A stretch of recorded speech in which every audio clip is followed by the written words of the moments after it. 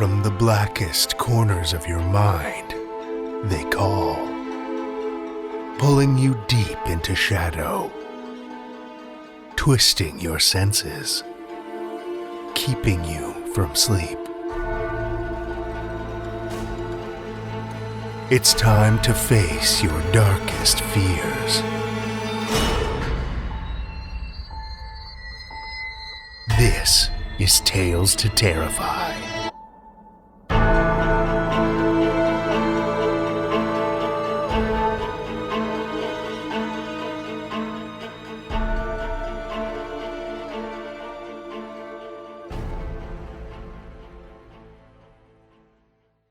Good evening, children of the night, and welcome. As I mentioned last week, our current submissions period is in full swing, and we've been off to one hell of a start. Dark and horrific stories have been flowing in like a deadly mist descending on a small New England town. And there's still plenty of time if you've got some demons of your own you'd like to unleash on the world. Visit talestoterrify.com/submissions for all the gory details. This week, we're going to take a bit of a detour. Winter has set in with a vengeance in the north. If you haven't seen some of the footage of the snowstorm, Snowmageddon as some people are calling it, in Newfoundland, in Atlantic Canada, take a look. The province was literally buried in snow. And far less dramatic, but my hometown of Saskatoon was the coldest place on the planet, again, for at least one day last week, reaching about minus 50 degrees Celsius. That's around minus 58 Fahrenheit, with the wind chill. I figured it might be nice to take a little warm vacation from the frigid temperatures and blowing snow. So this week, we're going to do a bit of island hopping. Take a little trip to the Aloha State. Pack your bags and your best flowered shirt, because we're headed to Hawaii. Think of Hawaii, and my guess is you'll picture lush, tropical islands, maybe surfers riding the huge swells of Oahu's north shore, or scuba diving among the many coral reefs. Maybe it's a luau with the delicious smells of roasting pig and the sounds of a ukulele accompanying the hypnotic motions of a hula dancer. Or maybe you simply picture laying back seaside under a palm tree with a cold Mai Tai in your hand. While most tourists focus on the beautiful landscapes, exciting activities, and rich cultural heritage of the islands, there's something that lingers beneath the carefree exterior. In fact, the Hawaiian people have plenty of darkness lurking in the histories and legends of the islands. But none can quite hold a candle, or a torch, to the Hoaka'i Po, the Night Marchers. According to Hawaiian legend, there are certain nights of the year you're better to avoid being out after sunset. Dark nights, where there's no moon to peek through the clouds. On those moonless nights, or any nights designated to honor the Hawaiian gods, the Night Marchers rise from their graves, and from beneath the ocean waves, to wander the ancient battlefields and sacred places of the islands, to honor the king or chief that leads the march. Each march belongs to a different leader, and each march is entirely unique. But there are a few commonalities that, if you pay attention, may just save your life. It starts out faintly, in the distance, begins as a slow, rhythmic rumble that becomes more distinct the closer it grows. The deep, percussive punch of war drums, split by the occasional throaty howl of a conch being blown. Next, the smell hits you, foul and musty, a damp odor, earth and rot and decay. The smell of the grave, thick and pungent. If you can see the amber glow of torches moving through the tall grass, you'd better hurry. You're running out of time. Quickly, get inside. Strip naked and lie flat on your stomach. Focus on the floor. Don't move. And whatever you do, don't raise your eyes. It's hard not to be tempted, but even a glance at the figures passing by in the night will end in your violent death. And if you're not afraid, you should be. The night marchers can sense your attitude, your intentions, and they won't settle for anything less than fear and absolute respect. Let me save your curiosity from getting you killed and describe what you'd see if you could. Marching in traditional battle gear, feathered capes and headdresses, with spears, clubs, and torches in hand. Line after line of Hawaiian warriors. Ancient, dead Hawaiian warriors. They float inches above the ground, leaving no trace of their passing. And aside from the steady rhythm of the drums and low drone of the conch, they're eerily silent. Now, if you did happen to look up and see one of them, maybe careless bravado convinced you to steal a glance, you won't have much time to reconsider your actions. And don't expect the night marchers to bargain with you, barter, or even threaten. The punishment is instant death. Death from murderous bolts of flaming, intense light that pierce from the warrior's eyes. Your body is incinerated, and the few embers that remain evaporate into the night air. Oh, and your soul doesn't get off free either. It's dragged along for their nightly journey, until finally, as the sun rises, they pull you down along with them into the afterlife. Other than lying naked on your stomach and trying not to move, what's the best way to survive without being vaporized by ghostly eye lasers? Well, to be a native Hawaiian. Because if you're a native Hawaiian, there's a good chance you could have a descendant who's a member of the Night March.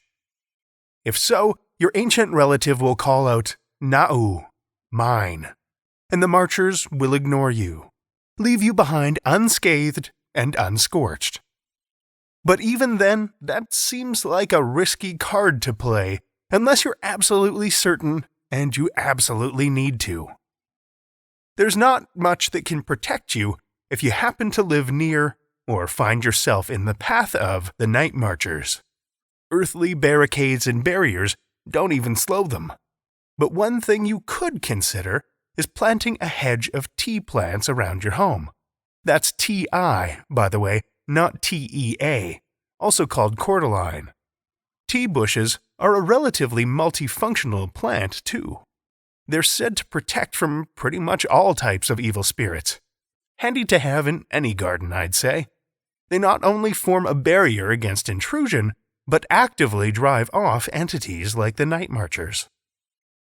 So, while a stroll along the moonlit Hawaiian beach might sound romantic, be careful to keep your eyes and ears open, because crossing paths with the Night March sounds like a pretty crummy way to end a vacation.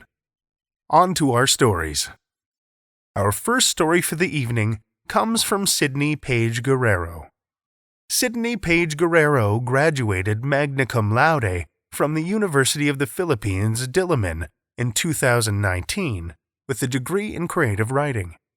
Her fiction and nonfiction have won 2 Nick Joaquin Literary Awards and 2 Amelia La Peña Bonifacio Literary Awards, respectively, and her work has been featured in Daily Science Fiction, Former Cactus Magazine, and The Philippines Graphic.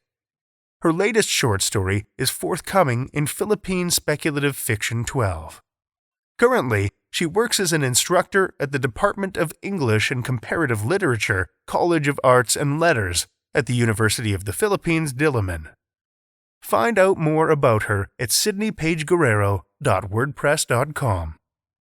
Children of the Night, join me for Sydney Paige Guerrero's Monstrous, first published in Daily Science Fiction, September 2019.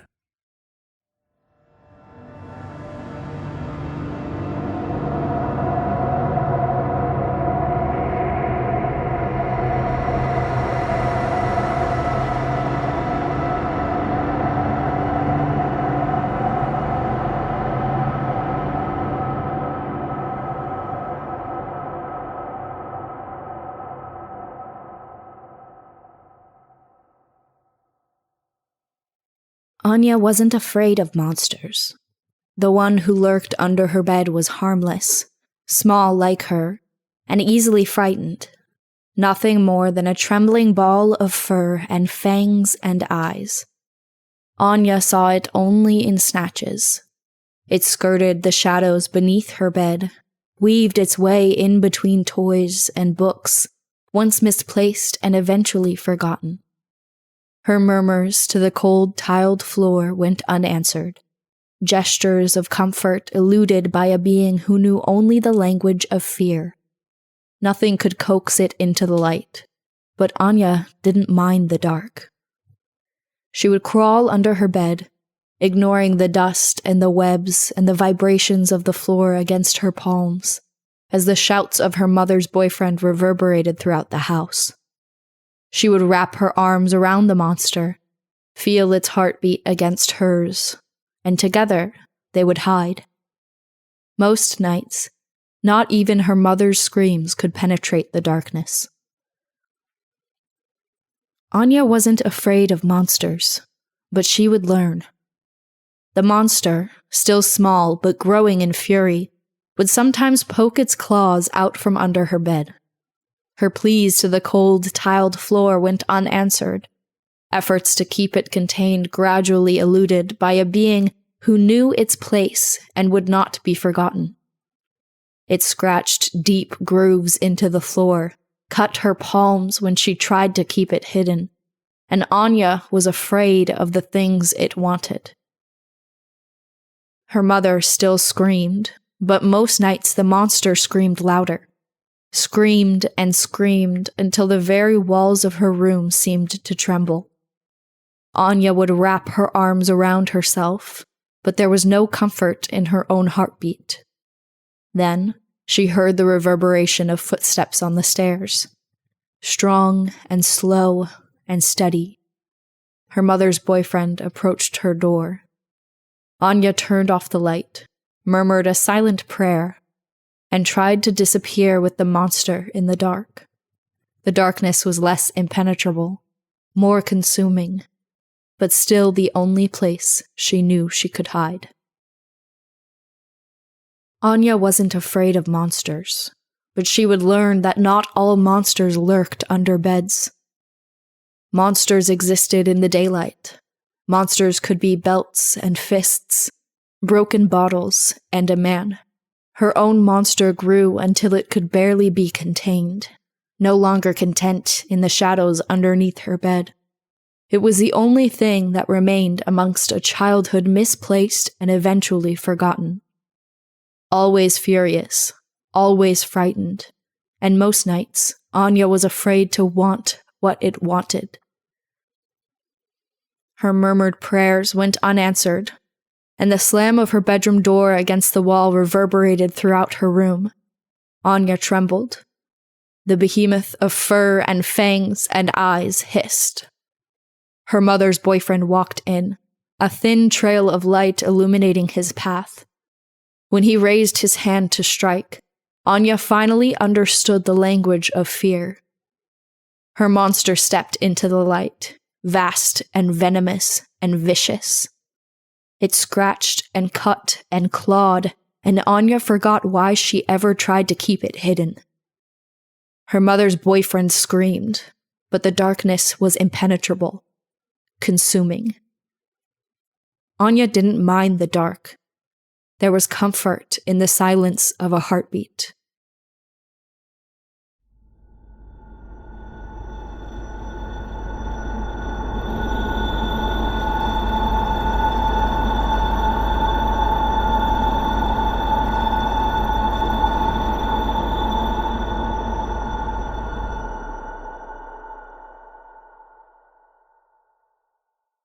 That was Sydney Paige Guerrero's Monstrous, as read by Meridith McNeill. Meridith McNeill is an actor and comedian living in Los Angeles. You can find her performing improv or walking seemingly forever with her dog, Presley. Thank you, Meridith. Our second story comes from Alex Robert Franco. Alex Robert Franco is a writer and educator from Atlanta, Georgia. He studied literature at Bard College and the Sorbonne, and now teaches English abroad. He is most certainly not an extraterrestrial. Why would you even think that?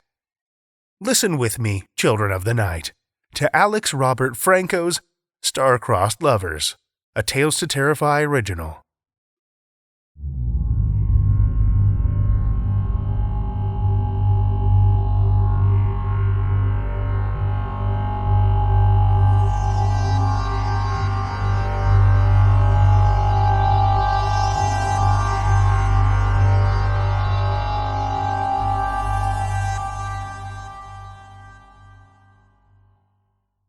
I woke in darkness, save for the knife slice of yellow spilling from the bathroom. Inside I could hear the faucet running. Rolling over, I saw the time. 2:43 a.m. He was doing it again. I sat up, rubbing sleep from my eyes. When my feet hit the floor, I shivered. Autumn was coming, feline night stretching longer and longer. I plodded to the bathroom, nudged open the door, and leaned on the frame. That's wasteful, you know. Cap looked at me. I shuddered and tried to blame it on the cold. His eyes still bothered me, the way he stared like he was seeing right through me. Not in that glass-like, you never listen when I talk sort of way, but inside me, picking me apart. He didn't blink enough. I'm sorry. Cap twisted the faucet off. I wanted to see how long it would take to run out. Longer than I could afford. I took his hand. Come on, back to bed. Under the comforter, I molded my body to his. I dragged his arm across my chest, slotting my thigh between his. It was pliant, but stiff, like old Play-Doh. His nose nuzzled the back of my neck in imitation. He held me while I fell asleep. All night, Cap never moved. My boss calls me into his office, tells me to start pulling my weight or start looking for a new job. I want to be pissed, but he's right. I've barely slept. I hardly eat unless I'm stoned. I still can't bring myself to delete Dave's pictures off my phone. Cap watched me make breakfast. I held up the different ingredients, quizzing him. Egg. Good. I cracked 2 in the pan. And this? Bed. Bread, I corrected. I popped a couple slices into the toaster. Bed is what we sleep on. I pointed towards the bedroom. Remember? Yes. Cap's eyes drifted to a blank spot on the wall. Sorry. He sat, back perfectly straight, staring off into space while I cooked. He was too hard on himself sometimes. I told him everyone forgets things. It's human. The toast popped up, and Cap jumped. I hushed him back into his seat. It's just letting us know it's done, that's all. I grabbed a couple plates, buttered the pieces, and set them down on the table. I slid one towards Cap. What do we say? Thank you, he said to the toaster. Cap did the dishes while I showered. He forgot about the hot water again, and the spray ran cold. I hurried out and reminded myself that cold water was good for the skin. He sat on the edge of the bed and watched me get dressed. Pants. Yes. Despite myself, I smiled. Good. He grabbed my hips and slid my jeans down my thighs. I wasn't guessing. That's what I loved about Cap. He looked at me like he'd never seen someone like me before. Each kiss was made in awe. Most nights I'm too tired to cook, so I order in. Chang's over on Union takes about 45 minutes. I zap through Netflix, everything on but nothing good. I pack a bowl for later and sift through Grindr while I wait for the food. I send a couple of dick pics, get a couple back. There's lazy flirting. I have no intention of putting on pants, and my apartment's too messy for strangers to see. Everyone tells me I should start dating again. I can't. I can't make them understand why not. Staring at the headless torsos, though, I allow myself to imagine. Janine was waiting at my desk with coffee. She put cream in mine. Again. so I felt justified in not telling her about the lipstick on her tooth. "Somebody had a busy weekend," she said, and wiggled her eyebrows. I pulled out my chair. She loomed over me. I could feel her eyes boring into the top of my head. "You didn't respond to any of my texts. That new man of yours must keep you on a..." She paused and pursed her lips. "Tight schedule?" Gross. I sipped my coffee for show while I stared up at my computer. "What are you, 12? Want to know if I let Jimmy get to third base at Susie's pool party?" She sneered good-heartedly. "Come on, dish! You've been shacked up with this guy for weeks now, and I barely know his name. What was it again? Cass? Carl?" "Cap." I opened the browser and pulled out a stack of half-finished articles from my bag. "Right. Cap." Janine pressed a manicured nail against her bottom lip. "That's a new one." "It's short for Capulet," I said, and blushed at the relief in my own unexpected truth. Janine laughed like I'd made a joke she didn't quite get. Then to cover, she asked, "Where'd you say you met him?" My skin started to itch. I eyed the coffee, precariously perched on the desk's edge. All it'd take was a swivel, a sudden jerk, to send it cascading over her Ellie Woods. Tinder. I busied myself with my email. "Look, I've got that meeting with Futterman in an hour." "Fine." She pushed off the desk with a sigh and smoothed down the front of her skirt. "But I want details. You, me, mimosas, this weekend." She jabbed a finger in my face. "And bring Cap." Since the breakup, I drink more, too. I stay up late writing him emails, watching them bounce back. At lunch, I called Cap. He picked up on the first ring, like he was waiting by the phone, like he knew it would ring a second before it did. "Hey," I said, and waited, not wanting to prompt him. We'd rehearsed it 1,000 times. I knew he could do it. I listened, checking my watch. After a minute ticked by, I said, "Now you say hello." "Hello." In the space between his words, I could hear the TV. "How is work?" "Work's good. What have you been up to?" There was a sudden clatter of metal on metal, like a handful of spoons dropped into the sink. "Reading." No surprise. Cap worked his way through my meager bookcase our first week together. When he said the Shakespeare collection was his favorite, I tried to show him some film adaptations. But while he appreciated TV in the background, he couldn't stand to watch it. He said it made his brain itch.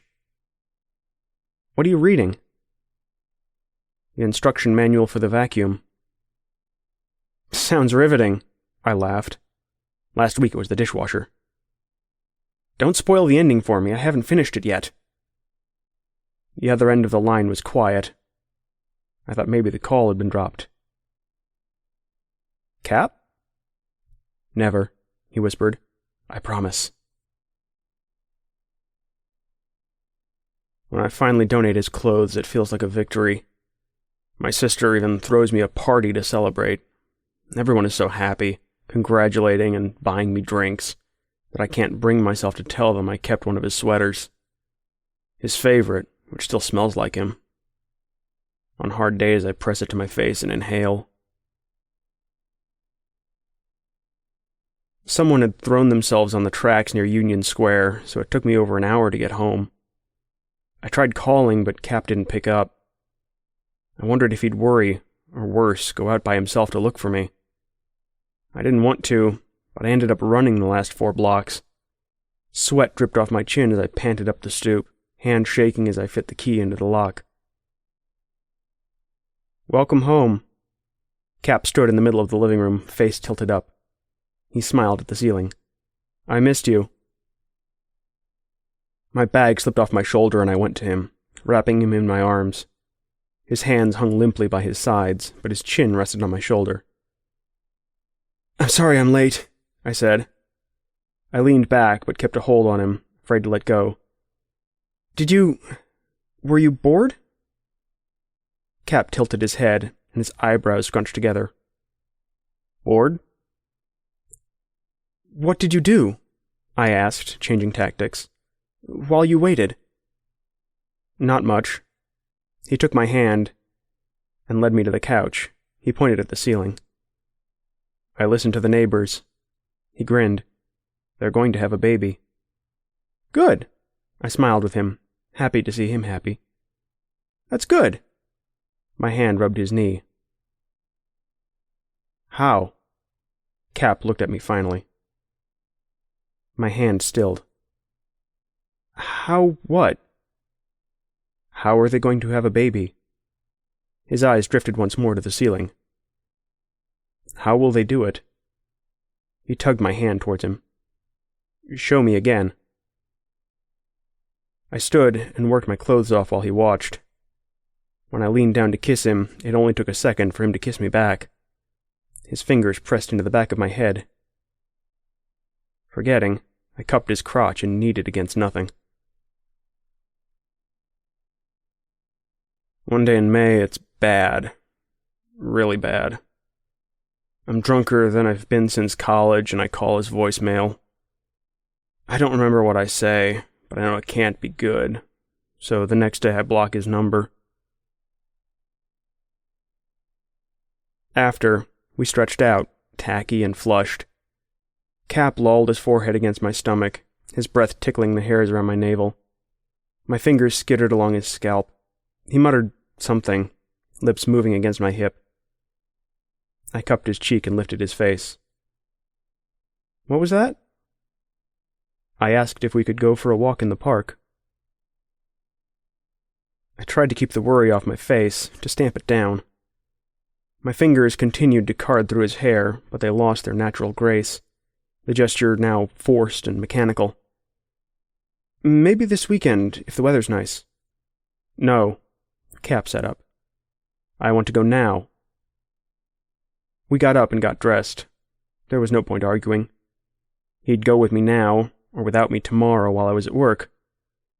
And at least this way I could keep an eye on him. I tugged on my sneakers and tossed Cap a jacket. It was almost dinner time, so most people were at home. I breathed easy as the streets. The worst of the heat had broken. A breeze rustled the trees. Cap threaded his hand through mine, like we'd practiced. He smiled at me, that big, self-satisfied grin when he knew he was doing well, and I couldn't help but share his joy. There were mainly joggers. A couple of dogs. I checked and, thank God, saw no kids. Cap wasn't great around kids. We lapped the lake in slow loops, stopping to let Cap stare at a duck. We sat on a bench and watched the cotton candy clouds color pink and red. I huddled close to him, draping his arm around me, guiding his head to my shoulder. It didn't occur to Cap to offer me his jacket. It wasn't cold to him. The wind carried over the smell of mustard and warm buns. A man pushing a hot dog cart barked, and my stomach rumbled. I'm gonna go grab a bite, okay? I made sure Cap looked at me. I'll be back in 2 minutes. The man in front of me took forever. I foot-tapped through ordering a footlong, dumping my money in the man's hand. I stuffed napkins in my pockets and told him to keep the change. Something to drink? He began to ask before a mad flutter of wings cut him off. Someone screamed. I dropped the dog, and we both turned to see everyone running. Everyone except Cap. There was blood all over his hands, more splattered on his chest and cheek. The duck's body lay in a ruddy puddle at his stained feet. In his hand he held the head. Cap, what the fuck did you do? He looked at it, with a disinterested haze in his eyes. His thumb nudged at its beak. I just wanted to see how it worked. He dropped the head. It rolled twice and stopped. I'm sorry. In the taxi, Cap stared glass-eyed as the whirled whirred past. His blood-caked hands lay cradled in his lap. I did my best to clean them with napkins and a water bottle. The driver eyed us in the rear view. I paid him double and hurried Cap inside. I undressed him, pliant as a sleep-heavy child, and led him to the bath. The water turned pink as I rinsed his arms, lifting up his palms to clean under each fingernail. Cap studied the grout between the tiles as I maneuvered him up and out of the tub. I toweled him off and sent him to bed. Alone in the bathroom, I avoided my reflection, avoided thinking about what had happened. I bundled up Cap's clothes, my clothes given to Cap, and threw them in the trash. I scrubbed the tub till I was sick with the smell of bleach. They always have questions. How'd you meet him? What's up with that name? Don't you think he looks like Dave? That's why I don't bring him up. I stopped introducing him to my friends. They wouldn't believe the truth if I told them. Cap liked to collect the mail. Sometimes, if I came home for lunch, I'd find him waiting by the mailbox. It made the day Christmas, Cap aglow with excitement. He liked to talk to the mailman. He told me his name was Robert and that he was very nice. His wife is very sick, Cap said, watching me eat my salad. He sat close to me and stared at my mouth. She has cancer. She will probably die. He said this the same way I told him it was raining. He spread the letters out on the coffee table. He opened each one, even the junk mail, but he didn't read a word. He slit them open with tender care. If I said it was okay, he'd keep the envelope. He collected them, had a stack tucked away in a kitchen drawer, but couldn't care less about the letters. He saved the bright blue envelope for last, turning it over and over in his hands. He marveled at the curling loops of my address, the gold trim, tracing the cartoon stork sticker stuck on the back. What is this? An invitation, I said, taking the card from him. The Goldmans had had their baby, a boy, and they'd invited us to the bris. Cap went to the kitchen to admire his collection. I flipped through the bills, filed what I needed, and threw away the rest. I tacked the invitation to the fridge with a magnet. I made us dinner, Cap at the kitchen table asking me whether clouds were happy or sad. We watched a cartoon movie where it rained food while I ate. Cap rested his head in my lap, only half watching the screen. I felt his eyes on me all night. As I brushed my teeth, Cap surprised me, appearing suddenly in the mirror's reflection. I swore and spun, saw the blue paper crushed against his chest. "Can we go?" he asked. I spat and watched the white foam disappear down the drain, knowing there was no way out. The night I meet Cap, it sounds so much like an explosion, I'm sure it's a terrorist attack. We went to Toys R Us to buy a present. I wasn't sure a bris was something you brought a present to, and Google was no help, but I figured it was better to be safe than sorry. Plus, Cap had never been to a toy store. On the ride over, Cap asked why we were buying a gift for someone we'd never met. I told him it's just something you do, good manners, like handshakes and eye contact. As if I'd reminded him, when I told the driver thank you, Cap said, "You're welcome." I couldn't help but smile at the way Cap's face lit up when he stepped inside. The anxiety that had plagued me since we'd left the apartment, though not entirely put to rest, snoozed peacefully in the back of my mind, pacified by Cap's childlike glee. It's what I loved most about him, how joyful he was, how full of wonder. Everything as magical as the first time. His fingers trailed over the packages, squeaking against the clear plastic covers, as I led him down the aisle. He stopped and asked what things were, what they were called, staring at every little plastic face. He picked up Barbie boxes, turning them this way and that, his eyes pressed up close. I told him he could wait here if he promised to stay put. In the newborn section, mountains of plush blocks teetered next to rows of pacifiers. The magnitude of the choices baffled me. At random, I grabbed a stuffed duck. I blanched, put it back, grabbed what looked like a smiling tree. I decided good enough was good enough and went to collect Cap. When I didn't see him, terror seized my heart. Blood rushed from my face and my pulse quickened. I thought I'd be sick. The world threatened to spin out, but then I found him. One aisle over, looking at baby dolls. He saw me and smiled. Look. He held up a doll, its bottom pulled down. Just like me. That's very nice, I said, pulling up the doll's pants. When I went to put it back, Cap caught my wrist. Can I take it home? The woman who checked us out said, "Y'all make such a cute couple," when she handed me the bag. Cap reached in and took out the doll. The whole way home he never took his eyes off it. The sound of it wakes me up. I'd passed out on the couch, Dave's old sweater clutched in my hand. It feels like the whole building shakes. Out the window, I can see light coming from the roof.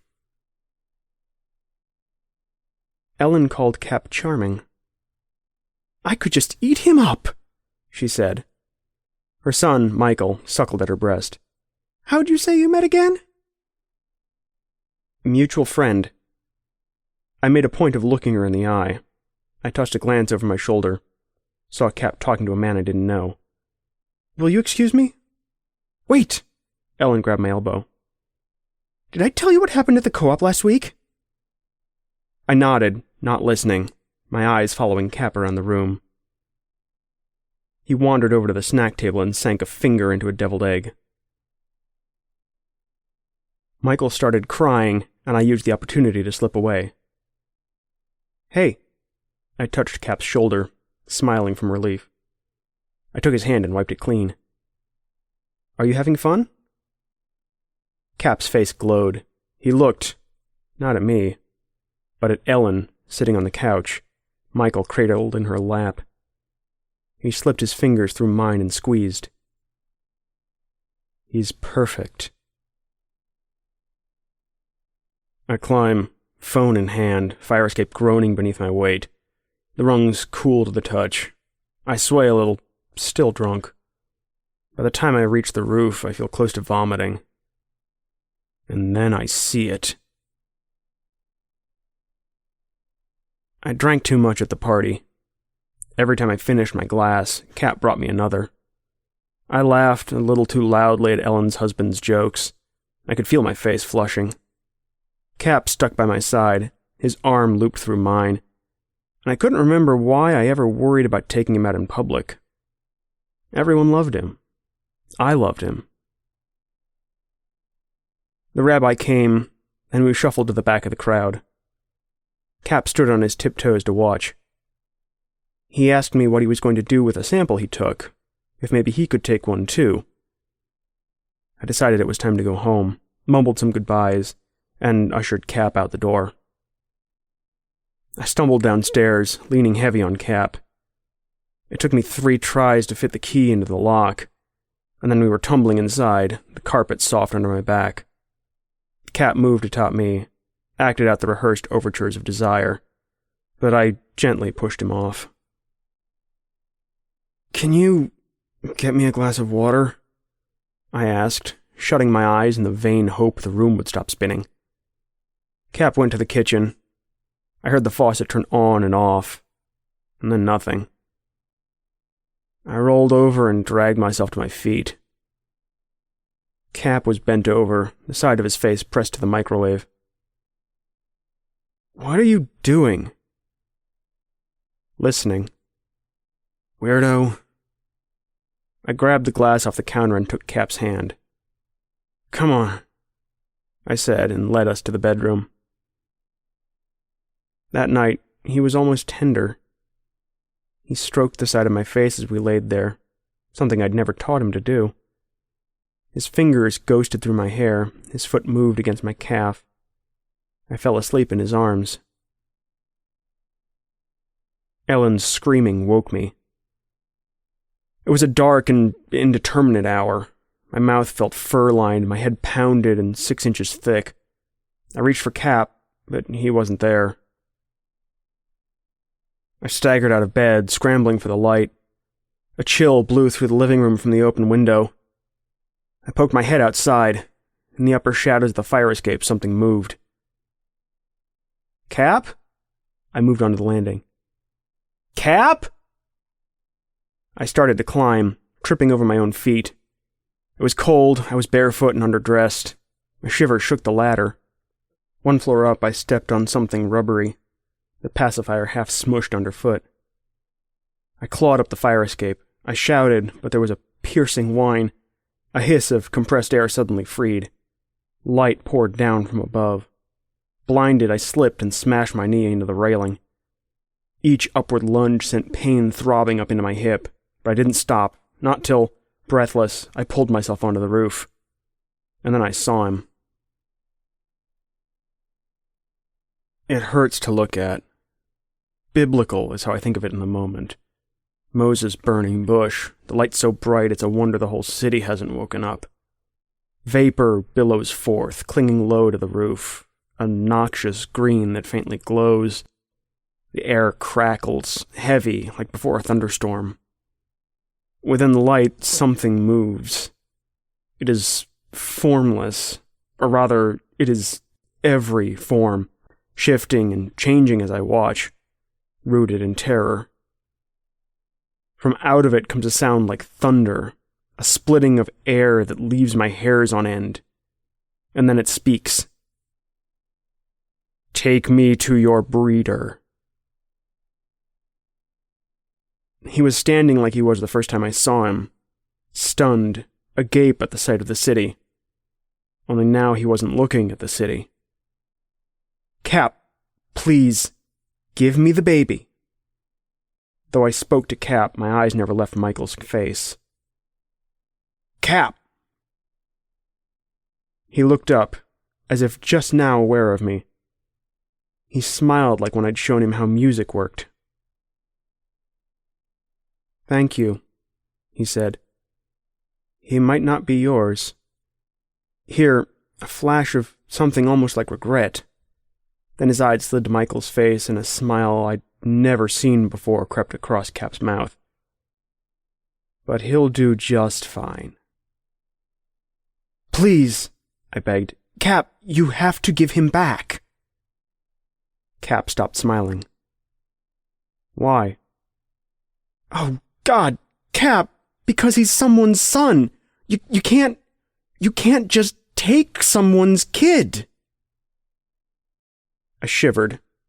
From rage or fear or the bitter wind that blew across the rooftops, I wasn't sure. Cap stood perfectly still, his head cocked as if listening for something. I wondered why the air had started to hum. "We had a deal." I stared, open-mouthed, tongue-tied by the truth of it. It had all seemed so surreal. His wide-eyed appreciation of everything, the wonder of it all. It had been a game at first, then a mission of vital importance. After all, I had made first contact, though I never thought of him as an alien. To me, he was an angel, an answered prayer made perfect flesh. And when he'd kissed me, copying what he'd seen in all the late-night movies, I would have given him the world.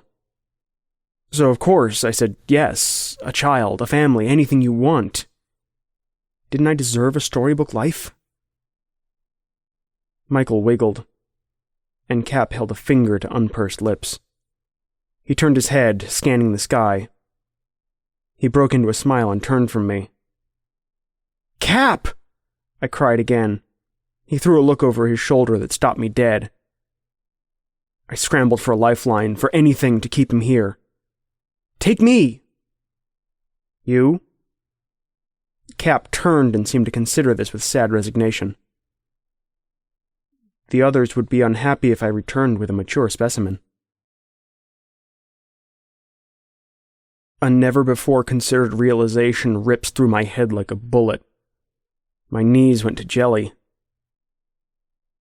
"Others?" Cap didn't hear me. He was tracking darkness across the sky. The imagined hum became louder. I sunk beneath the presence now hovering overhead. "Goodbye, Romeo," Cap said. Then he burst into light. The Goldmans call the police. I hear them make the phone call, listening at the vent. Ellen's wailing wakes the whole building. I wander into the hall with everyone else, join the mumbling circles of concern and worry. Word grapevines through the neighbors. Snatched! Right out of the cradle! Police say no fingerprints! To my omniscient ear. I encourage rumors. You know, I did see someone lurking on the curb the other day. And spread falsehood. You haven't heard? Mort Goldman owes a ton of money. To disperse the truth. When it becomes clear no more news will be forthcoming, neighbors begin to trickle inside. I linger, wanting to seem curious, till most everyone has gone back to bed. Only as I open my own door does Mrs. Hopple think to ask, "Say, didn't all that hollering wake your cousin?" She means Cap, our relationship having never been clear to her. Or to me, I realize, when I tell her truthfully. He's not staying with me anymore. He's gone home.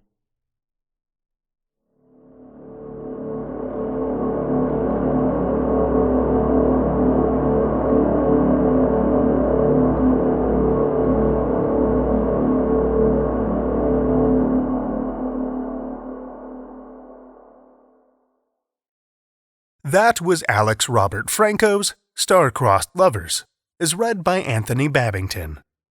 Anthony Babington is an aspiring voice actor who looks just slightly off from how he sounds. From his secret volcano lair in Minnesota, he narrates podcasts and leases his soul to corporate America. He has previously recorded for Far-Fetched Fables, Starship Sofa, and the Cursed Inn podcast. He can be found on Twitter as @AlephBaker. Thank you, Anthony.